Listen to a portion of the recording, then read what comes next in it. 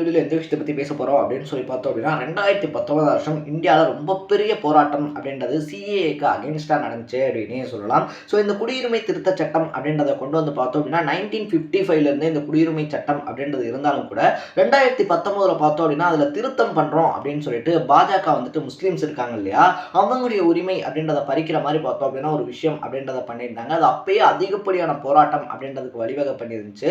அது மட்டும் இல்லாமல் பார்த்தோம் அப்படின்னா கிட்டத்தட்ட 31 பேர் உயிரிழப்பு அப்படின்றதையும் சந்திச்சிருந்தாங்க அப்படின்னே சொல்லலாம். ரொம்ப பெரிய போராட்டமா அது இந்த விவசாயிகள் போராட்டம் இருக்கு இல்லையா, அந்த அளவுக்கு வீரியமிக்க ஒரு போராட்டமா மாறுறதுக்கு முன்னாடி கொரோனா வந்ததுனால பார்த்தோம் அப்படின்னா அந்த போராட்டம் அப்படியே நீர்த்து போச்சு. அதுக்கப்புறமா அதை பத்தி யாருமே பேசல. பட் இப்போ லோக்சபா எலெக்ஷன் அனௌன்ஸ் பண்ண போற 1ல இருந்து 2 வாரத்துக்குள்ள பார்த்தோம் அப்படின்னா அவ்வளவுதான், இனிமேல் டேட் எப்பன்னு மட்டும் தான் அனௌன்ஸ் பண்ண போறாங்க அப்படின்னு சொல்லும் போது அடுத்தடுத்து அதிரடியான விஷயங்கள் அப்படின்றது நடக்குது.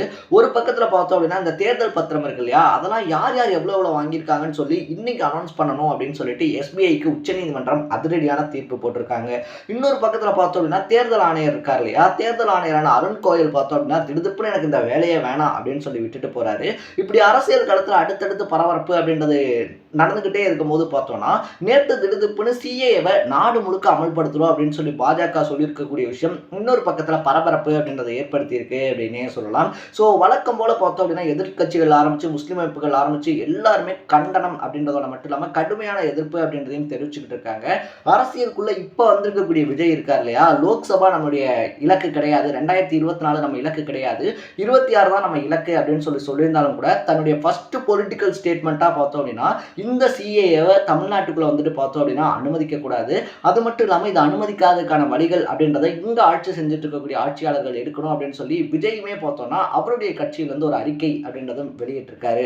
ஸோ விஜய் பார்த்தோம் அப்படின்னா அஃபிஷியலாக அவருடைய பொலிட்டிக்கல் கேம் அப்படின்றத ப்ளே பண்ண ஆரம்பிச்சிட்டாரு அப்படின்னு சொல்லி ஒரு பக்கம் சொல்ல ஆரம்பிச்சிருக்காங்க.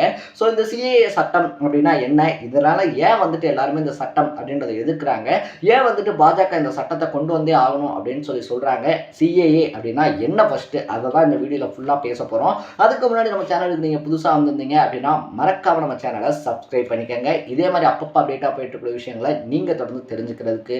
ஃபர்ஸ்ட் ஆஃப் ஆல் இந்த குடியுரிமை திருத்த சட்டம் அப்படின்றது பார்த்தோம் அப்படின்னா குடியுரிமை சட்டம் அப்படின்றது 1955லேருந்து இந்தியாவுக்குள்ளே இருக்கக்கூடிய ஒரு விஷயம் தான். பட் 1955ல் பார்த்தோம் அப்படின்னா இந்த குடியுரிமை சட்டம் அப்படின்றது இருந்துச்சு இல்லையா, அப்படி இருக்கும்போது என்ன இருந்துச்சு அப்படின்னா இந்தியாவில் பிறக்கக்கூடிய எல்லாருமே இந்தியர்கள் தான். அவங்க வந்துட்டு சீக்கியர்களாக இருக்கலாம், ஏன்னா பார்சி இனத்தை சேர்ந்தவங்களா இருக்கலாம், கிறிஸ்டின்ஸாக இருக்கலாம், முஸ்லீம்ஸாக இருக்கலாம், யாராக வேணாலும் இருக்கலாம், இந்தியாவுக்குள்ளே பிறக்கிறாங்க அப்படின்னா அவங்க இந்தியர்கள் தான் அப்படின்னு சொல்லி இருந்துச்சு.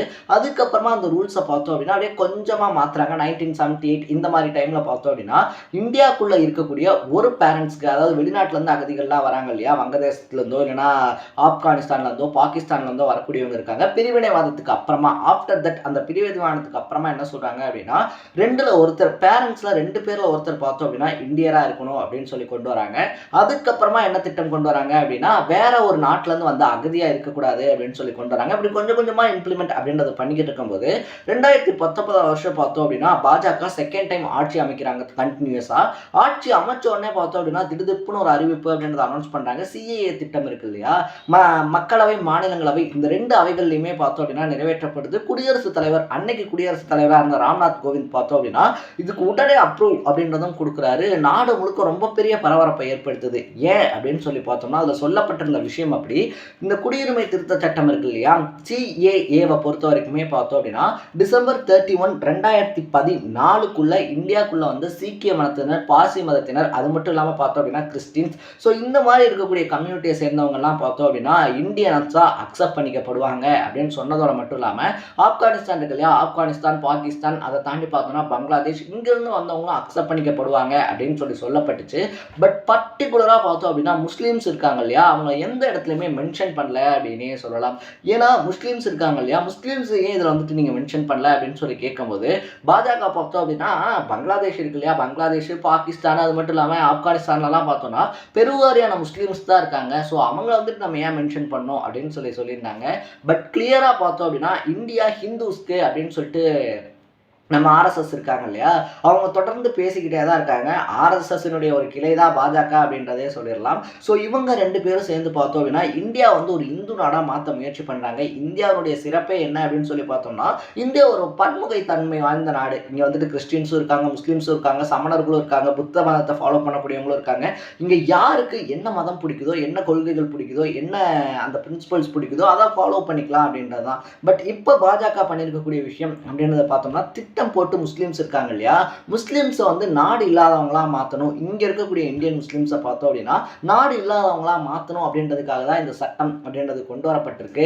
இது வந்துட்டு பார்த்தோம் அப்படின்னா மதக்கலவரம், இனக்கலவரம் அப்படின்றத தூண்டுறதுக்கான வாய்ப்புகள் அதிகமாக இருக்குது. ஸோ பாஜகவோட பிளானே பார்த்தோம் அப்படின்னா அதாக தான் இருக்குது. இங்கே வந்துட்டு ஒரு இனக்கலவரம், மறுபடியும் குஜராத் கலவரம் மாதிரியோ இல்லைனா அடுத்த ஒரு முஸ்லீம் ஹிந்துஸ் கலவரம் மாதிரியோ பார்த்தோம் அப்படின்னா தூண்டணும் அப்படின்றது தான் பாஜகவினுடைய முக்கிய நோக்கமாக இருக்குது. அதனால தான் பார்த்தோம்னா முஸ்லீம்ஸை மென்ஷன் பண்ணதோட மட்டும் இல்லாமல் அவங்கள நாடு இல்லாதவங்களா மாற்றணும் அப்படின்ற குறிக்கோளோட தான் இந்த திட்டம் அப்படின்றதே நிறைவேற்றப்பட்டிருக்கு அப்படின்னு சொல்லிட்டு முஸ்லீம் அமைப்புகளாக இருந்தாலும் சரி, அது மட்டும் இல்லாமல் எதிர்கட்சிகளாக இருந்தாலும் சரி தொடர்ந்து போராடிக்கிட்டு இருக்காங்க, கண்டன குரல் அப்படின்றத எழுப்பிக்கிட்டு இருக்காங்க.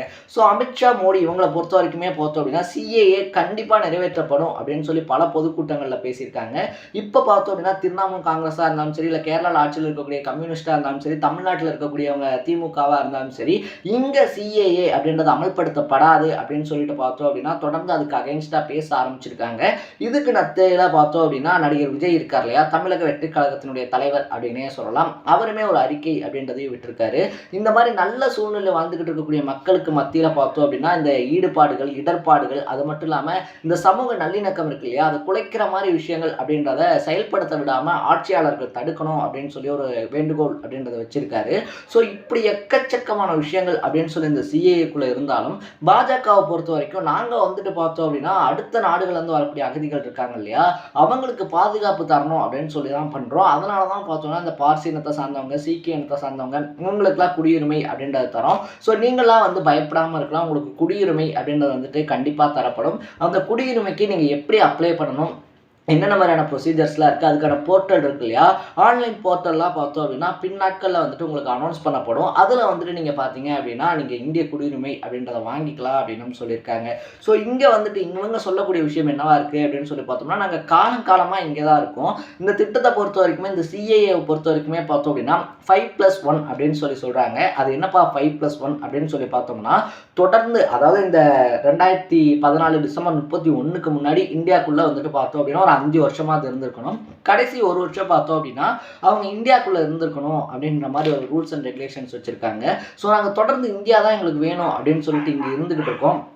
அப்படி இருக்கக்கூடிய எங்களை பார்த்தோம் அப்படின்னா இங்கேருந்து நீங்கள் போகணும், இல்லைனா உங்களுக்கு வந்துட்டு இந்த நாட்டினுடைய குடியுரிமை இருக்கு இல்லையா, அது இல்லை அப்படின்னு சொல்லக்கூடிய விஷயம் பார்த்தோம்னா எந்த அளவுக்கு அது அக்செப்டபிளாக இருக்கும் அப்படின்னு சொல்லிட்டு பலருமே பார்த்தோம்னா அவங்களுடைய வேதனை அப்படின்றத குமுற ஆரம்பிச்சிருக்காங்க அப்படின்னே சொல்லலாம். ஸோ இதை பற்றி பல அமைப்புகள்லாம் சொல்லும் போது என்ன சொல்கிறாங்க அப்படின்னு சொல்லி பார்த்தோம்னா, அகமதியா முஸ்லீம்ஸ் இருக்காங்க இல்லையா, அவங்களுக்கு தான் பார்த்தோம்னா பாகிஸ்தானில் அதிகப்படியான கொடுமைகள் அப்படின்றது நடக்குது. ஸோ அப்படி அந்த கொடுமைகள்லாம் பாகிஸ்தானில் நடக்கிறதுனால அகமதியா முஸ்லீம்ஸ் அந்த இனத்தை சார்ந்தவங்க பார்த்தோம் அப்படின்னா இந்தியாவுக்குள்ளே இருக்காங்க. பர்மாவை பொறுத்த வரைக்குமே பார்த்தோம் அப்படின்னா பர்மிய இராணுவம் இருக்கு இல்லையா, அவங்களால ரோஹிங்கியா முஸ்லீம்ஸ் இவங்க வந்துட்டு பாதிக்கப்பட்டிருக்காங்க. ஸோ அவங்களுமே பார்த்தோம் அப்படின்னா மதத்தால் ஒடுக்கப்பட்டு இந்தியாவுக்குள்ளே வந்தவங்க இருக்காங்க. இப்படி முஸ்லீம்ஸ்குள்ளேயுமே பார்த்தோம் அப்படின்னா இனக்கலவரம் அப்படின்றது ஏற்பட்டு பலர் பார்த்தோம் அப்படின்னா மத அந்த மீறல்கள் அப்படின்றதெல்லாம் நடந்ததுனால இந்தியாவுக்குள்ளே தஞ்சம் புகுந்திருக்காங்க. இவங்க அதெல்லாம் இல்லாமல் மேலோட்டமாக முஸ்லீம்ஸ் அப்படின்றவங்களை ஒதுக்கணுன்றதுக்காக இந்த சட்டம் கொண்டு வந்திருக்கக்கூடிய விஷயம் அப்படின்றத பார்த்தோம்னா ரொம்பவே கண்டிக்க வேண்டிய ஒரு விஷயம் அப்படின்னு சொல்கிறாங்க. ஸோ இந்த விஷயம் அப்படின்றத பொறுத்த வரைக்குமே தேவையில்லாத சட்டங்கள் இருக்கு இல்லையா, நாட்டுக்குள்ளே எல்லாரும் அமைதியாக அவங்களுடைய லைஃப் அப்படின்றத வாழ்ந்துக்கிட்டு இருக்கும்போது தேர்தல் ஆதாயத்துக்காக தென் மாநிலங்களை பொறுத்த வரைக்குமே பார்த்தோம் அப்படின்னா இங்கே ஹிந்து முஸ்லீம் அந்த பிரச்சனையெல்லாம் இனிமேல் பாஜகவால் கண்டிப்பாக ஏற்படுத்த முடியாது.